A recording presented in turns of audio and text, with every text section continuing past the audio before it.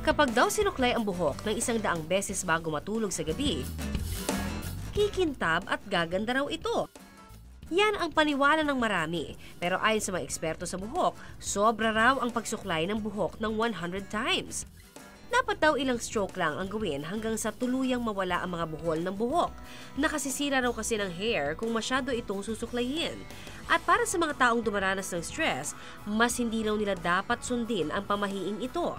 Ang stress kasi nakapagdudulot ng alopecia o pagkalagas ng buhok.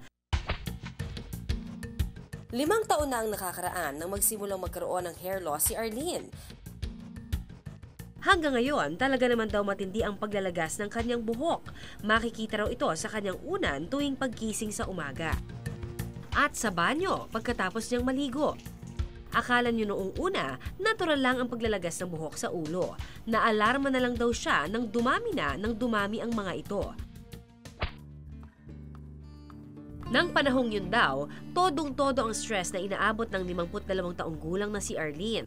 Dati siyang flight attendant at ang oras daw ng kanyang trabaho mas mahaba kumpara sa iba. When I used to fly, because of the changing of temperature and then the stress, the combination of all caused me to lose hair. Sumubok din daw mag-opisina si Arlene. Ngunit dahil sa isang events company siya napunta, bukod sa kulang daw sa tulog, hindi rin daw siya noon mapakali sa paghahabol sa mga deadline. Stress was worse.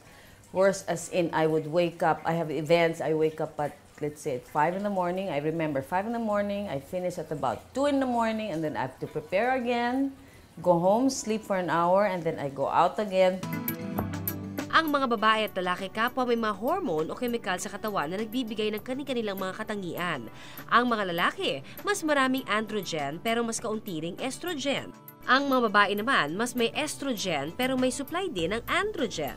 Kapag nasistress ang isang tao, babae man o lalaki, dumarami ang kanyang androgen. Ang androgen ang umaatake sa mga ugat ng buhok at tuluyang nagpapahina sa mga ito. Actually, yung stress kasi may hormone na nire-release. Yung pag na-release yung hormone na yan, nangyayari, nagkakaroon ng magulong cycle sa buo sa katawan natin na naapektuhan ang pagkalagas ng buhok.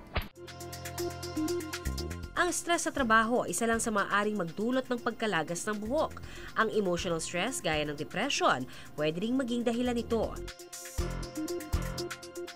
Ang pagkakaroon ng sakit, maaari rin daw makadagdag sa stress na makapagpapanipis ng buhok.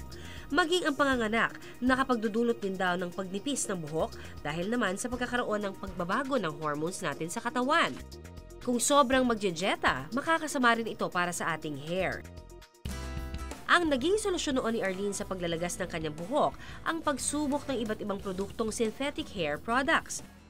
Pana-imported products from ano ba mga ano nila? Infusion. Kasi sinabi na infusion, makakatulong daw sa scalp mo and sa hair mo and blah, blah, blah. Ano pa?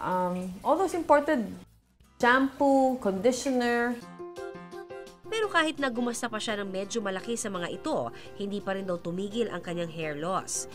Ngayon, nabawasan na raw ang kanyang hair loss. Gumagamit siya ng isang topical scalp lotion na may natural active ingredients. Nagpagupit rin siya ng buhok. I wasn't depressed. Hindi naman ganun ka-depressed, no? Pero naiingit ako dun sa mga magagandang buhok na hahaba, na very healthy. So I said, kung kaya nilang magkaroon ng mahabang buhok, especially Cory Quirino, sabi ko, dapat pwede rin sa akin. Kahit na madalas pa rin mag-handle ng events sa kanyang trabaho, mas tinitiyak daw ni Arlene na sapat ang nakukuha niyang pahinga. I realized this is too much stress in advertising and marketing. So I quit after 5 years. Siyempre, hindi lang dapat umiwas sa stress, kundi gumawa rin ng paraan para mas gumaan ang pakiramdam ng kalooban. Ayon sa mga eksperto, makabubuti ring makipag-bonding ang mga may hair loss sa kanilang pamilya at kaibigan.